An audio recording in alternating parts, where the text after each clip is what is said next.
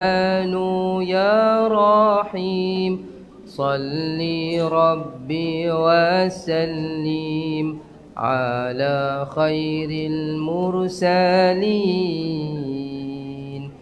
اللهم أنت السلام ومنك السلام، تباركت ربنا يا ذا الجلال والإكرام. اللهم أنت السلام ومنك السلام، تباركت ربنا يا ذا الجلال والإكرام.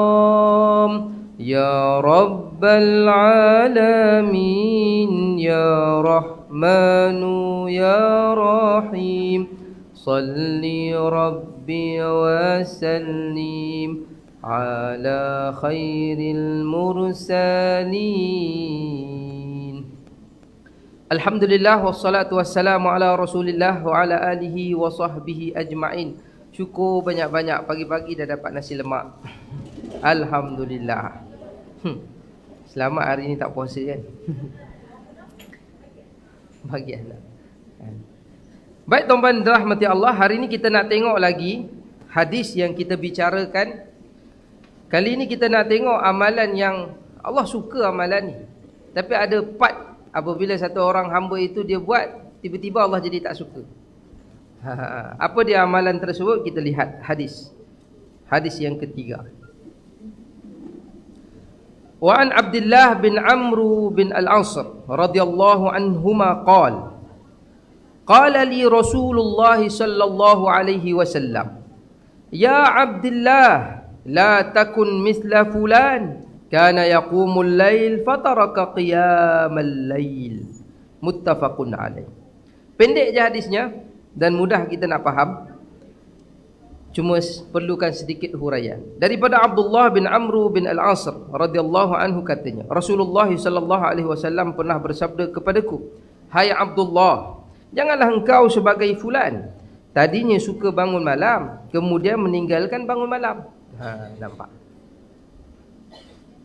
Ada dua benda yang perlu kita faham baik-baik. Yang pertama, kita kena faham karakter sahabat Nabi ni siapa.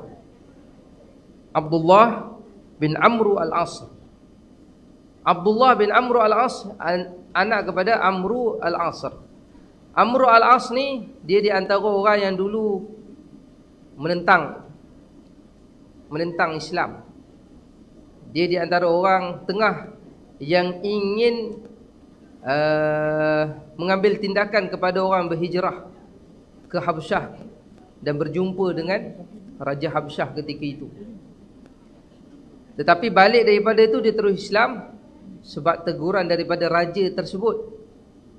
Kerana apa? Raja itu pun beriman pada Nabi sallallahu alaihi wasallam.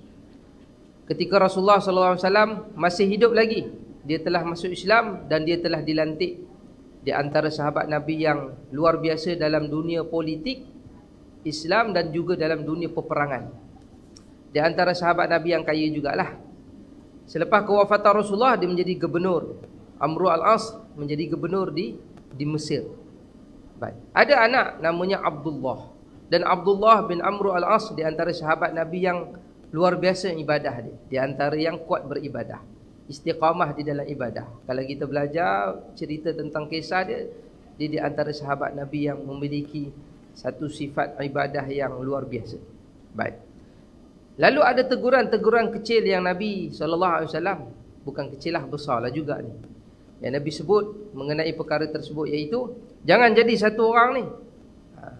Tapi Rasulullah tak sebut, nampak bagaimana Rasulullah menutup dan menjaga keaiban-keaiban saudara dan sahabat se-Islam.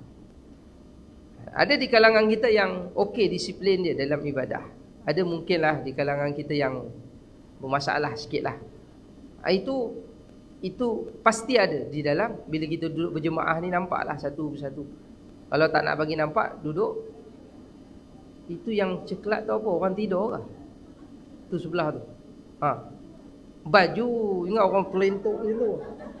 Oh ya Allah. Saya ingat ada yang tu meninggal apa?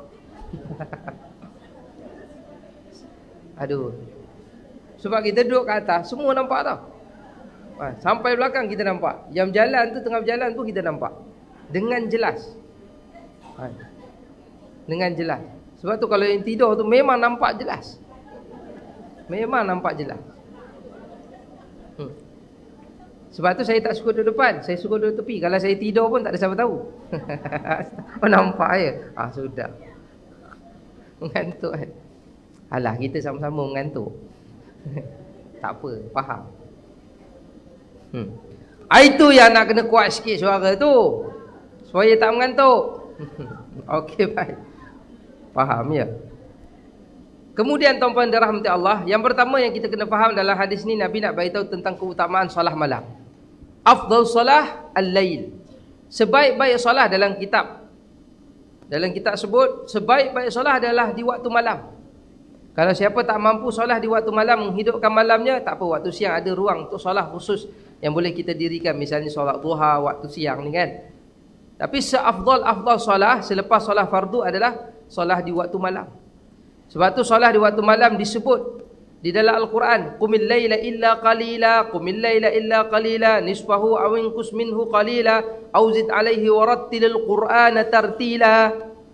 Menghidupkan malam ni adalah satu amalan yang khusus, yang memiliki suasana yang berbeza. Dia tak sibuk macam waktu siang. Oi, punya apa tu? Terkejut saya. Okey. Malam ni dia ada satu kedudukan yang berbeza bagi orang yang ingin beribadat kepada Allah Subhanahu wa taala. Siapa yang tak pernah rasa, silakan. Akan rasa perbezaan ibadah di waktu malam dan di waktu siang. Cuba rasakan. Baca Al-Quran di tengah malam ataupun sepertiga malam sangat berbeza dengan waktu siang. Rasa resapan di dalam jiwa tu berbeza dengan, memang betul-betul seolah-olah kita berada dalam kita macam, dia kalau kita bercinta duduk berduaan, rasa dia debaran kan, aura dia kan, malam pertama kan, misalnya contoh, debaran dia kan, berdua pula, tak ada orang, tutup di satu tempat yang debaran dia sangat, debaran macam tu yang disukai, sangat disukai kan. Tapi yang halal lah, yang haram jangan kan? Walaupun orang tu umur dia dah 60, seorang 63, baru berkahwin lagi, walaupun tetap merasai perkara yang sama, debaran tu. Ya Allah, nikmat kan? Itu kita sesama manusia.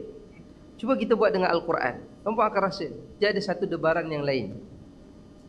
Dubdab tu rasa lain. Solat di waktu malam, orang lain tidur ni, kita bangun. Tiba-tiba ada orang tepuk kat belakang. Siapa pula?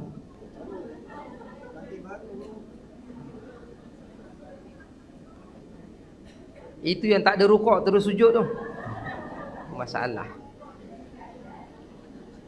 Okey. Dia rasa. Tapi nikmatnya memang afdalus solah al-lail. Sebaik-baik solah adalah di waktu malam. Sebab tu Al-Quran sebut, selain daripada qumil laila illa qalila tu, ada lagi dalam surah Al-Isra, wa minal laili fatahajjad bihi nafilatan laka asa an yab'athaka rabbuka maqaman mahmuda, wa minal laili fatahajjad bihi nafilatan laka. Di waktu malam, dia ambil bahagian malam tu untuk apa? Untuk bertahajud. Ayat yang lain, amman huwa qanitun ana al-laili sajidan wa qa'ima. Nampak? Allah sebut lagi malam juga, amman huwa qanitun ana al-laili sajidan. Ada lambang ketaatan seorang hamba apabila malam dia didirikan dengan sujud dan rukuk, penuh ketakutan, penuh pengharapan kepada Allah. Lagi, wa minal laili fasjud lahu wa sabbihu lailan tawila. Surah Al-Insan yang biasa kita baca, Allah mention tentang malam. Sebab tu para ulama dia letakkan satu keputusan, sebaik-baik solah selepas solah fardu adalah waktu malam. Malam, bahagian mana-mana malam adalah afdal. Kalau dia tak tidur, dia qiyamul lail. Kalau dia sempat tidur, dia boleh solat tahajud. Jadi saat-saat kelebihan keutamaan itu semuanya ada dalam bulan Ramadan yang kita nak hadapi, nak hadap dalam 2 hari lagi daripada hari ini. Hari ini Selasa, esok Rabu, Khamis lah kan. Lusa kan. Saat dah. Subhanallah. Lagi Allah sebut tentang dalam hadis-hadis yang lain tentang keutamaan solat malam ni, alaikum biqiyamil lail fa innahu da'bus salihin qablakum.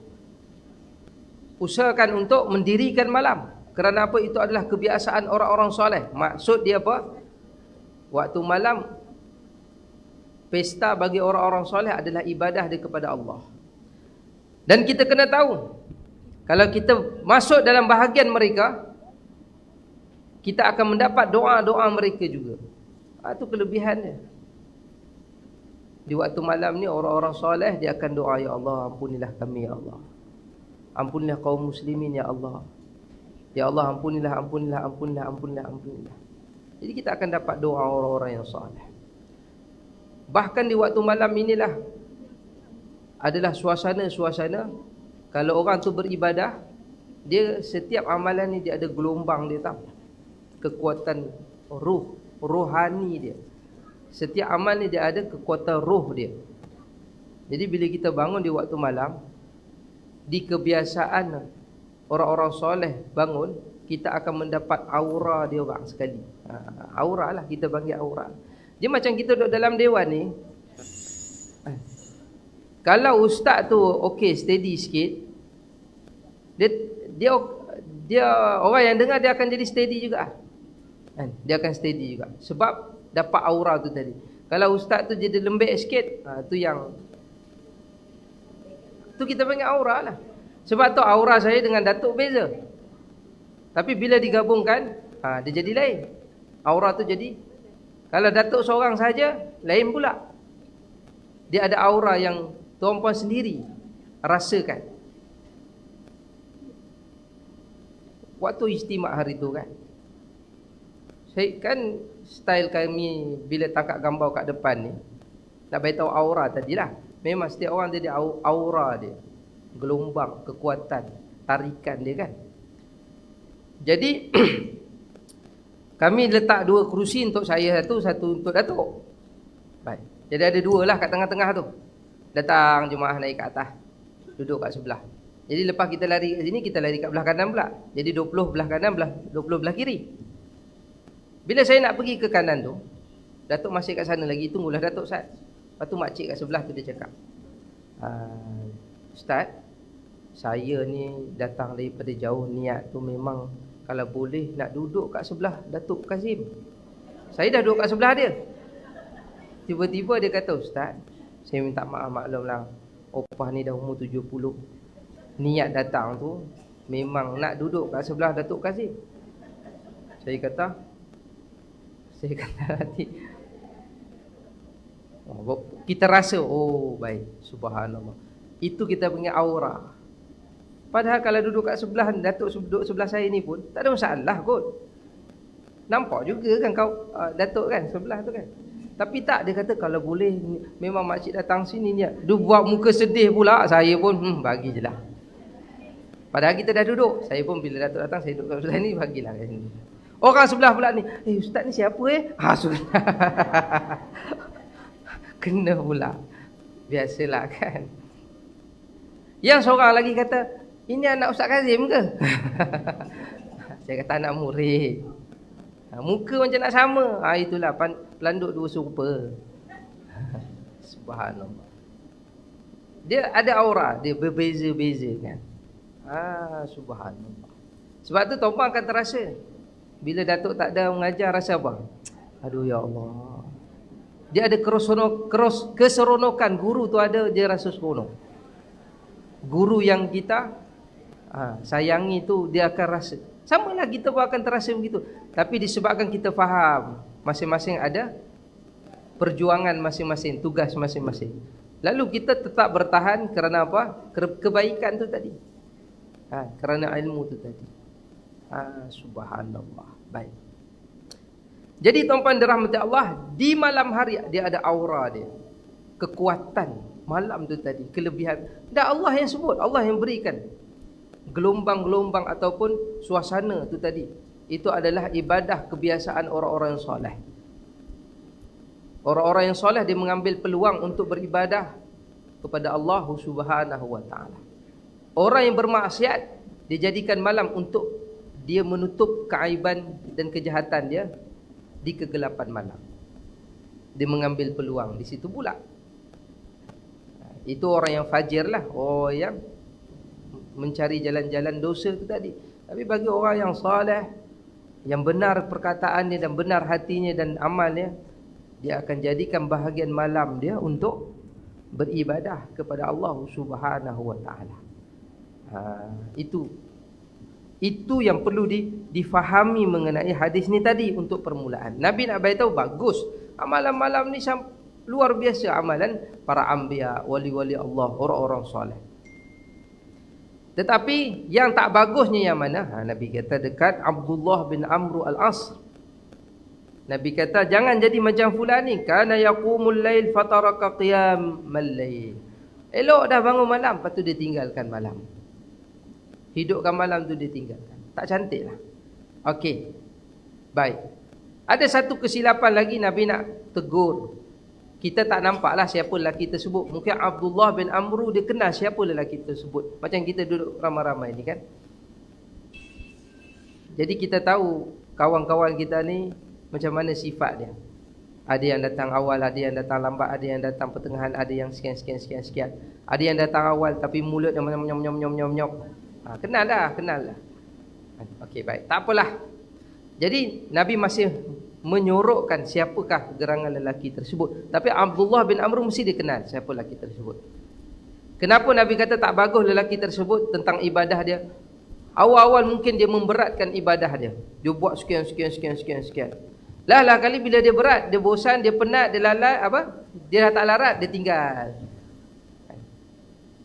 Minggu pertama Ramadan, elok. Lah kali dia dah lembek, sampai habis Ramadan dia tak buat dah qiyamul lail. Itu maksud Nabi. Jadi biar sedikit, Nabi kata buat atas kemampuan masing-masing. Janji malam tu dihidupkan. 2 rakaat pun alhamdulillah.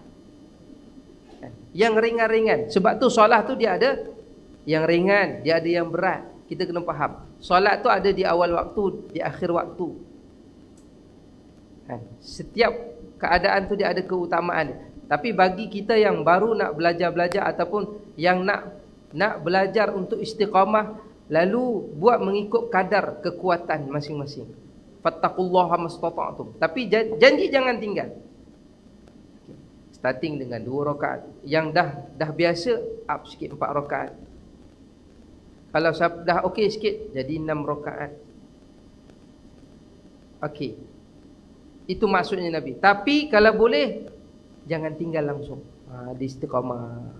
Bulan Ramadan bangun, keluar dari bulan Ramadan pun masih still bangun lagi. Walaupun dapat 2 rakaat cantik. Itu yang maksud Nabi, bagus begitu. Yang tak bagus tu dia beratkan diri dia, dia beratkan. 30 Ramadan tahajud. Keluar Ramadan 11 bulan tak tahajud langsung.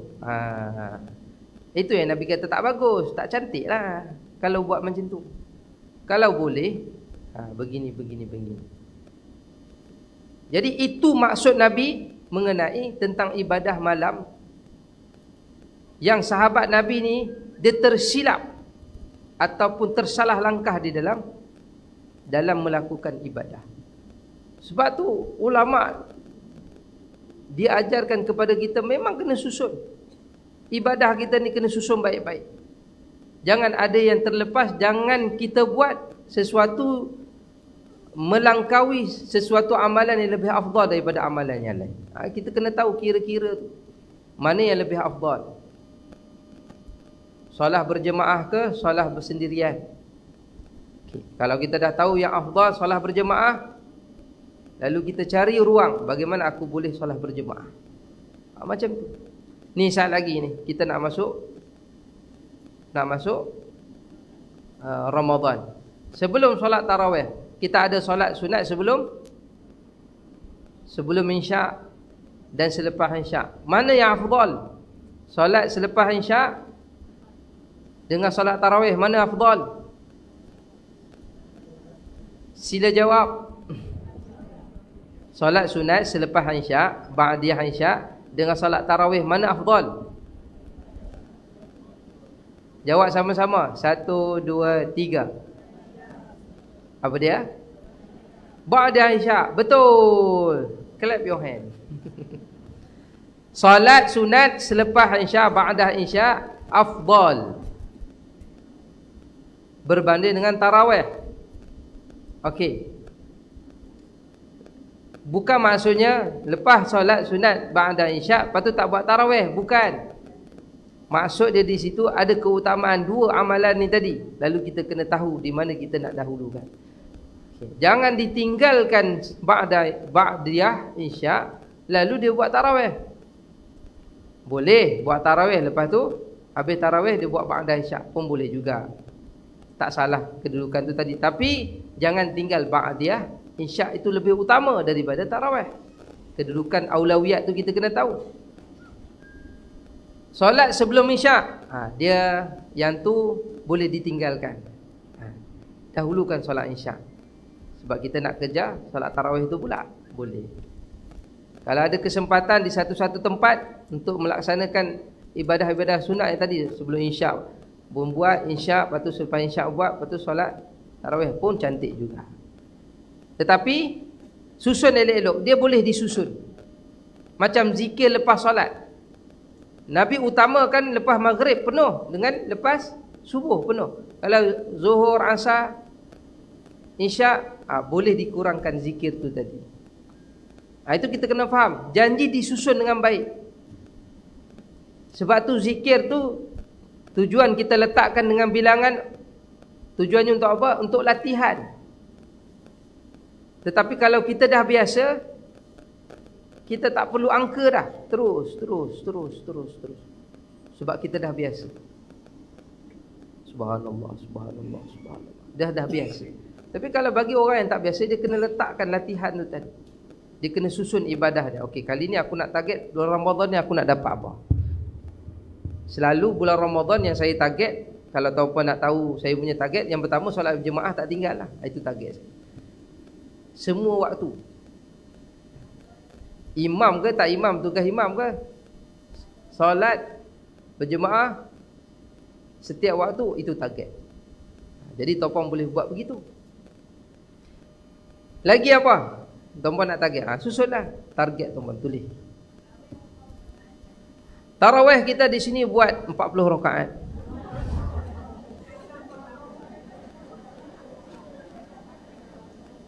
20 rakaat. 20 rakaat tu bacaan Al-Quran dia satu muka bahagi 4. Jadi 4 rakaat kita dapat satu muka. Jadi satu rakaat 4 baris. Satu muka ada 15 baris. Jadi kita ambil 4. Jadi tak adalah lama sangat, tak adalah cepat sangat. Bacaan kita pun bacaan yang tak terlalu lambat dan tak terlalu cepat. Tapi kalau nak cepat boleh juga, tak ada masalah. Sebab nanti contoh kalau dalam masuk surah Al-Baqarah, ada satu ayat dia tapi tak boleh bagi dua. Bab hutang tu, ya ayyuhallazina amanu idza tadayantum bidainin ila ajalin musamman faktubuh. Itu ayat dia, satu ayat dia tapi panjang 15 baris. Jadi kena baca satu muka juga. Itu kalau hari ketiga nanti kita akan masuk ayat tu. Dan insya-Allah kita usahakan kita baca daripada surah Alif Lam Mim. Dan insya-Allah alhamdulillah syukur. Selalunya imam tarawih 2 orang je. Tahun-tahun lepas. Tahun ni alhamdulillah banyak 7 orang di Al-Barakah. 7 orang. Tuan-puan nak kata apa lagi? Komplain juga Tok Imam tu merajuk tinggal saya seorang pula. Ya. Jadi enjoy lah dengan ibadah tuan-puan ya. Allah suka begitu. Jangan tak suka lepas tu tinggal. Malah lah imam ni baca panjang sangat. Langsung tak buat. Kan Nabi dah cakap jangan jadi macam si fulan. Jangan jadi si fulan tu maksudnya apa? dia tinggalkan amalan tu atas sebab kerana mungkin alasan-alasan sesuatu alasan. Sebab apa tak solat tarawih sekali? Saya dah cop dah tempat tu ustaz, tapi dia ambil ustaz, malas gaduh balik. Senang ustaz solat kat bilik, Allahu akbar. Lepas tu ada orang tepuk kat belakang ustaz, saya jadi imam. Jangan tinggalkan satu-satu amalan kerana berlakunya satu-satu salah faham dan sebagainya. Segeralah memaafkan, tinggalkan. Saya biasa sebab saya jadi imam. Kenapa? Biasa ke orang tepuk belakang? Tak ada kan? Okey. Jadi jangan perbuatan, lagi-lagi kita nak masuk bulan puasa ni kan, jangan kita tinggalkan satu-satu amalan kerana kita lihat, misalnya contoh kan, banyak aduan yang dapat ustaz, grup tadarus saya ni ustaz, kita dah elok, dah susun elok-elok, kata satu orang ustazah, tiba-tiba ada kawan tu tak pandai nak baca. Saya risau bila sampai giliran dia nanti ustaz, nanti jadi lambat. Jadi macam mana ustaz ni? Saya jadi susah lah ustaz. Tak ada susah lah. Jalan penyelesaian dia, waktu time sampai dia nak baca tu, kita tahu dia baca tak lancar, dia baca tak berapa baik. Jadi ketua kumpulan yang baca baik itu, dia baca, kemudian dia cakap dekat orang yang lambat tu, kata, okey, kamu ikut aku baca. Masuk je time dia nak baca yang tak lancar ni. Sebab saya dulu pun di antara yang tak lancar, duduk dalam tadarus, saya ingat lagi. Tuan-puan tahu tak, ketua kami tu, khalifah tu, dia bagi saya baca 2 ayat, lepas tu sambung kat orang lain. Saya ingat lagi. Tadarus sekolah, kita wakil sekolah terendah, ada kita bergabung pula dengan sekolah menengah. Saya kata, abang ni baca lancar, laju pun semua. Time saya bergeletar lah. Lah kali dia orang ni faham, dia orang ni baik, dia orang bagi saya baca 2 ayat, lepas tu dah. Kita pun tak rasa berat, tak rasa dibenci, tak rasa. Kalau yang lagi bagus macam mana? Time dia baca, kita yang tolong baca, kemudian dia ikut je. Kan mudah gitu. Betul tak Haji Yunus? Betul. Baik, dapat? Okey. Jadi jangan tinggalkan sesuatu amalan itu disebabkan beberapa perkara. Perkara itu sangat dibenci dan Nabi pun mention kat sini, jangan buat begitu, jangan jadi seperti itu. Allah tak suka. Macam mana Nabi kata Nabi tak berapa setuju dengan sikap orang yang elok bangun malam, lepas tu dia tinggalkan malam tersebut. Mungkin kerana dia sendiri yang memberatkan amalan tu, lalu dia rasa, solat tahajud ni berat. Tak nak kena khatamkan Al-Quran 30 juzuk dalam 2 rakaat je. Dia yang sendiri memberatkan. Padahal baca 3 ayat pun tak apa. Ada sahabat Nabi ulang 1 ayat, ulang je. In tu'adzibuhum fa innahum ibadun, ni Sayyidina Abu Bakar. Baca ayat ni, diulang-ulang. In tu'adzibuhum fa innahum ibadun wa in taghfir lahum fa innaka ghafurur rahim. Satu malam tu ulangin tu je. Ada juga. Boleh juga tahajud ulang ayat yang sama tu. Amman huwa qanitun ana al-laili sajidan wa qa'iman yahdharul akhirata wa yarju rahmata rabbih. Qul hal yastawi alladhina ya'lamuna wal ladhina la ya'lamun. Innama yatadhakkaru ulul albab. Allahu akbar. Dah 1 ayat. Ya. Baik, boleh. Qul huwallah, ayat yang sangat agung. Sebab tu jangan marah kalau orang tu sikit-sikit qul huwallah, sikit-sikit qul huwallah. Dah yang tu yang dihafal. Kalau dia baca surah lain tak betul. Saya dah nampak dah. Kadang-kadang ada orang tu bacaan dia bagus, dengar macam bagus, tapi sebab surah yang terlatih, dia ingat dan dia lapak, dia baca elok, dia baca. Tapi ada surah yang dia ingat-ingat tak ingat, tapi tak berapa lancar. Itu yang tajuk tunggal langgang, tapi bacaan dia dah bagus kalau ikut. Cuma bila dia tak tengok Al-Quran tu tak berapa nak lancar, tak bagus. Jadi yang tu yang dia boleh, silakan. Jangan merendah-rendahkan amalan orang. Sebab itu sahaja amalan yang dia dapat istiqamah, bagus. Itu yang Allah suka. Nak buat macam mana? Dan dia pun suka dengan cara dia begitu.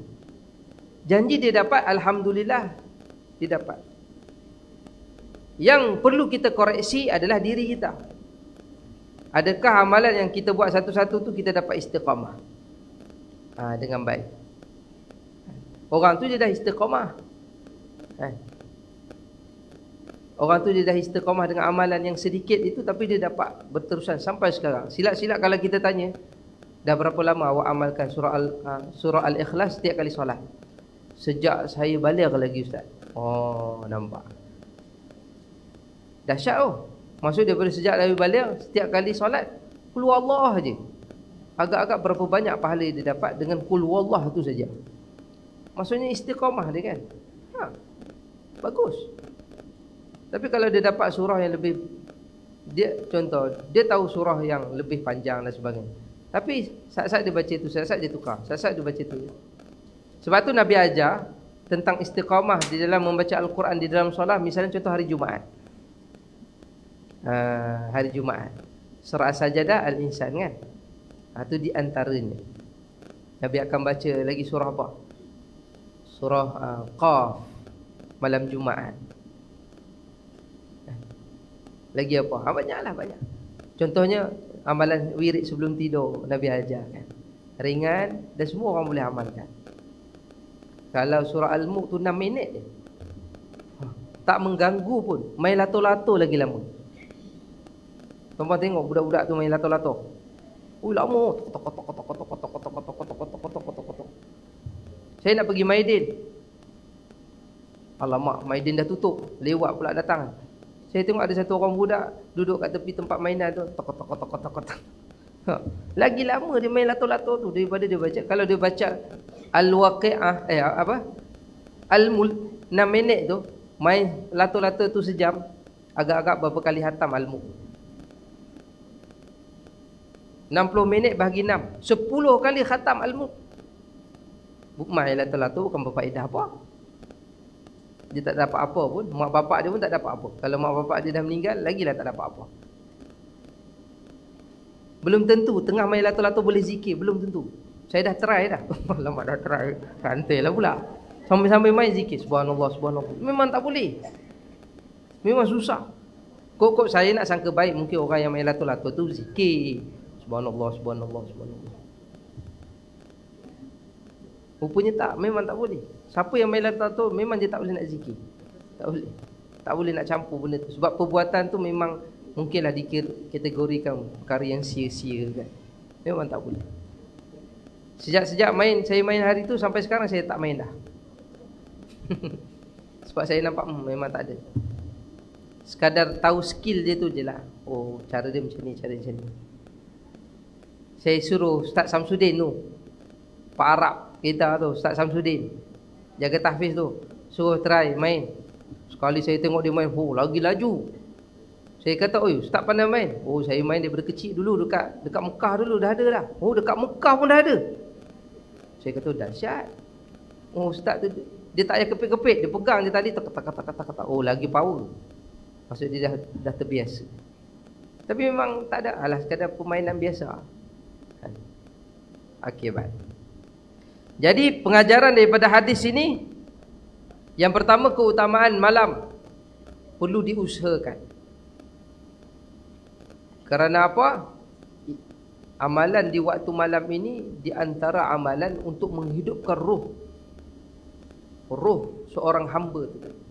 Seorang hamba nak dapat roh seorang hamba yang bergantung kuat hubungan dia dengan Allah adalah di malam hari. Di malam hari. Kerana apa? Di malam hari itu dia tinggalkan segala-galanya. Dunia dia, pangkat dia, keluarga dia, lalu dia dirikan malam. Di situ tinggallah dia hanya sebatas seorang hamba, lalu dia berdoa, membina hubungan dengan Allah, keterikatan dia dengan Allah Subhanahu. Di situlah ruang dia nak mengadu, dia nak berbicara. Kalau kita tengok doa tahajud tu, kalau kita tengok doa tahajud tu, kita akan nampak bagaimana doa itu disusun dengan baik, menggambarkan tentang seorang hamba yang sangat lemah, yang perlukan bantuan, yang perlukan keampunan, yang perlukan pengawasan daripada Allah Subhanahu wa taala. Kalau rangkap yang pertama tu, Allahumma lakal hamdu anta qayyimus samawati wal ardi wa man fihinna. Ya Allah, Engkau lah yang telah mewujudkan ataupun mendirikan. Qayyimus samawati wal ard. Langit tu Engkau yang ciptakan, Engkau yang dirikan dia. Duk tegak ke atas kami. Dan bumi ini, wa man fihinna, dan apa yang ada di dalam. Tengok cara kita berinteraksi dengan Allah Subhanahu wa taala ketika kita membaca doa yang Nabi ajarkan. Walakal hamdu anta nurus samawati wal ard wa man fihinna. Dan Engkaulah yang telah memberi cahaya apa yang ada di langit dan di bumi, dan apa yang ada di antara keduanya. Walakal hamdu antal haqq wa wa'dukal haqq wa liqa'uka haqq. Janji Engkau pasti ya Allah, dan pertemuan dengan Engkau pasti ya Allah. Tengok cara bahasa tu. Tak payah pening-pening, tak payah pening-pening dah nak cari doa yang lain dah. Ini je tuan pakai doa. Wal jannatu haqq wan naru haqq. Syurga itu benar, neraka itu benar. Kita remind balik diri kita. Esok waktu siang jangan buat benda jahat. Buat jahat, neraka. Neraka tu benar. Usahalah buat kebaikan, sebab syurga yang kita target. Dia remind balik. Al jannatu haqq wan naru haqq was sa'atu haqq. Kiamat tu benar. Kiamat, akhir umur dunia ini akan tiba. Lagi-lagi umur kita tu akan tiba. Akhir umur kita, ajal kita tu akan datang. As-sa'ah, sampai satu masa matilah kita. Was-sa'atu haqq wan naru haqq wal jannatu haqq wan naru haqq was sa'atu haqq wan nabiyyuna haqq wa bi Muhammadin sallallahu alaihi wasallam haqq. Nabi benar, Nabi kami itu benar, Nabi Muhammad itu benar. Allahumma laka aslamna wa bika amanna. Ya Allah, aku serah diri aku ya Allah. Aku beriman kepadamu ya Allah. Aslamna wa bika amanna wa alaika tawakkalna wa ilaika khasamna wa ilaika hakamna. Kepada Engkau aku bersandar ya Allah, kepada Engkau lah aku berjuang ya Allah, dan kepada Engkau jugalah tempat aku kembali ya Allah. Wa ilaika anabna faghfir lana ma qaddamna wa ma akharna wa ma asrarna wa ma a'lanna. Ampunilah aku ya Allah, dosa banyak ya Allah, kesilapan banyak ya Allah, apa yang dahulu dan yang akan datang. Wa ma asrarna wa ma a'lanna, apa yang tersembunyi, dosa yang tersembunyi ataupun yang terang-terangan ya Allah. Anta a'lamu bihi minni. Engkau mengetahui apa yang ada pada diri kami ya Allah. Apa yang ada pada diri kami ni Engkau tahu ya Allah. Anta a'lamu bihi minni, antal muqaddimu wa antal muakhiru, la ilaha illa anta. Engkau tahu apa yang ada dalam diri kami, tiada Tuhan melainkan Engkau. Tiada daya dan kekuatan, tiada daya untuk ketaatan, tidak ada kekuatan untuk meninggalkan kemaksiatan, illa billah, melainkan dengan kekuatan, pertolongan, keizinan daripada Engkau ya Allah. Nampak? Cantik kan ayat dia? Itu tahajud, doa qiyamul lail, doa di malam hari. Cara aduan kita pada Allah, interaksi kita pada Allah tu, bahasa-bahasa dia. Kita nak dapat, nak susun doa sendiri bukan senang. Tapi bila dah ada ni, guna je. Kalau kita susun doa kita sendiri, belum tentu sampai. Itu kadar cara kita berfikirlah. Tapi insya-Allah kalau doa-doa yang ma'thur, yang betul-betul datang daripada Nabi, ada jaminan doa itu pernah sampai. Lalu kita, apa salah kita guna? Kalau nak pergi ke Kuala Lumpur, ikut jalan. Kalau jam, ikut jalan. Macam mana kau tahu? Aku pernah lalui jalan tu. Kau guna je lah. Kita pun guna sampai alhamdulillah dalam keadaan selamat. Macam itulah bahasa dia. Kalau kita nak ikut jalan kita sendiri, dia jadi lain lah pula ceritanya kan. Jadi kita faham begitu. Hadis yang keempat. Wa an Aisyah radhiyallahu anha qalat, kana Rasulullah sallallahu alaihi wasallam, di antara orang yang ramai di antara kalangan para sahabat yang meriwayatkan tentang ibadah Nabi, di antaranya isteri Nabi sendirilah. Itu siapa? Sayyidatina Aisyah radhiyallahu anha.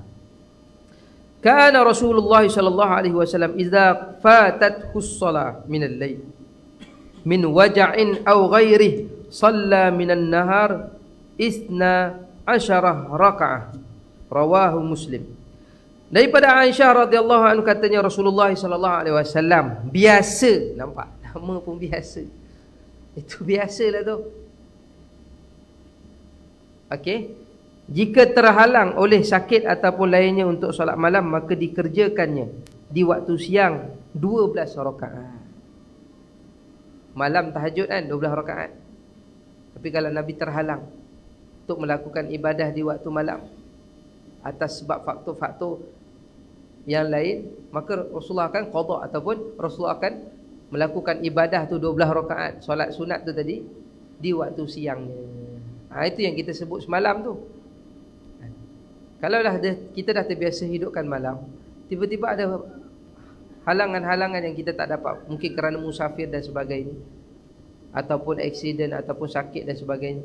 Lalu ketika kita sihat, kita dirikan pada waktu kita sudah berjaga dan kita sudah mampu melakukannya. Itu kaedah. Sebab tu nama pun istiqamah. Istiqamah tu makna dia berusaha untuk mendirikan amalan tersebut. Kalau tak dapat pada waktunya, kebiasaan yang kita lakukan, dirikan pada waktu. Macam kita makan lah. Biasa tengah hari kita makan pukul 1 misalnya. Tiba-tiba hari itu kita tak dapat nak makan, kita lewatkan sikit. Kita nak makan tak? Kita mesti akan makan, tapi lewat sikit. Pukul berapa? Pukul 7 malam kan? Biasa tengah hari insya-Allah macam-macam makan, tapi tak boleh dah nak makan, nak masuk bulan puasa. Tapi kita makan tak juga makan.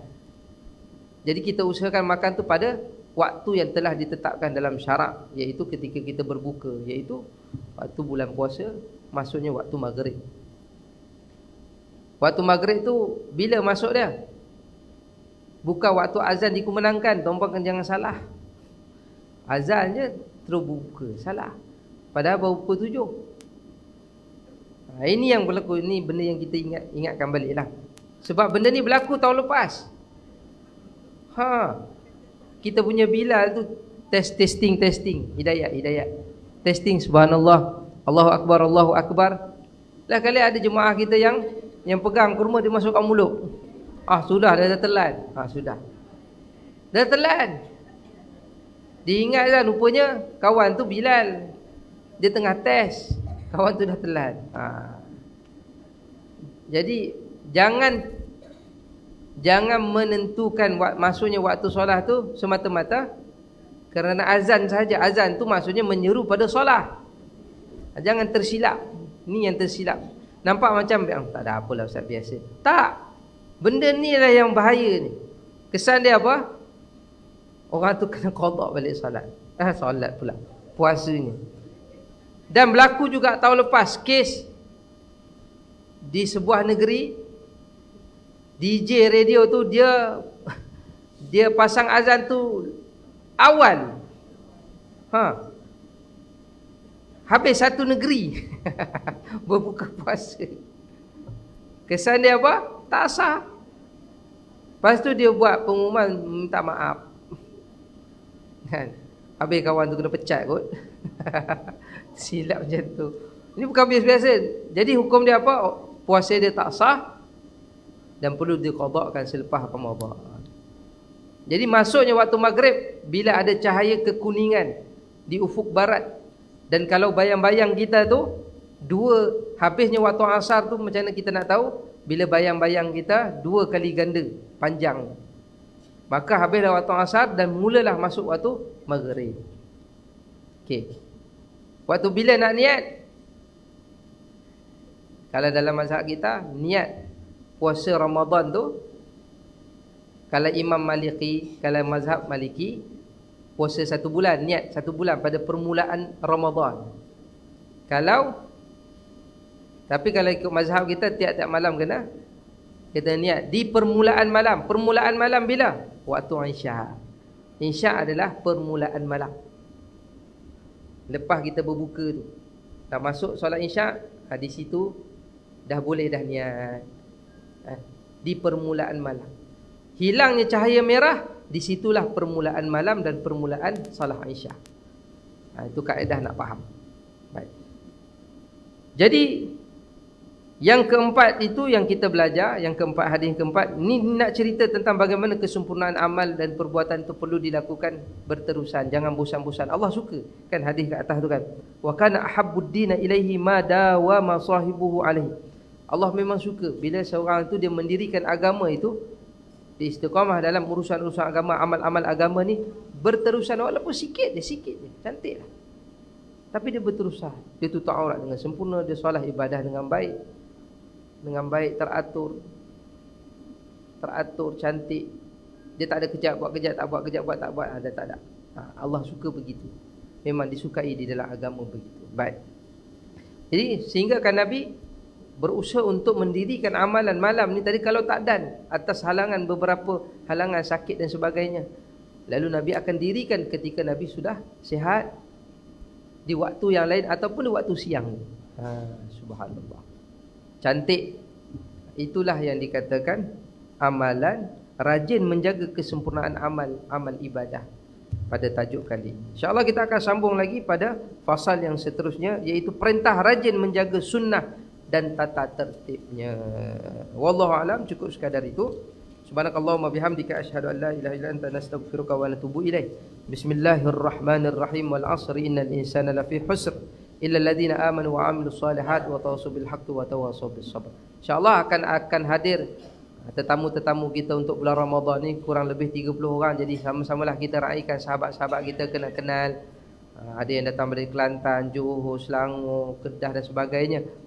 Jadi kita raikanlah sama-sama. Saya pun mengucapkan selamat menyambut Ramadan Karim. Moga-moga Allah berikan kekuatan dan kesihatan kepada tuan-puan untuk puasa dengan baik, untuk melakukan ibadah, menghidupkan Ramadan. Mungkin ni kali terakhir kan, Haji Ainun kita kali terakhir menghadapi Ramadan tahun lepas. Allah Ta'ala meninggal lebih awal. Jadi mungkin ini pun ya kan ibadah kita. Tak kisahlah Ustaz 40 rakaat pun 40 rakaat lah Ustaz. Tarawih kan, tak apa Ustaz, mungkin ni tahun yang terakhir kan. Kita belajar daripada tu je lah kan, daripada sahabat kita yang dah pergi. Mungkin lepas ni giliran kita yang terakhir untuk ibadah ni 40 rakaat pun 40 rakaat lah. 8 rakaat dah kan. 10 rakaat dah pernah, 20 rakaat pernah kita buat. Sekali-sekala buatlah 40, tinggal seorang imam. Hai, terima kasih. Assalamualaikum warahmatullahi wabarakatuh.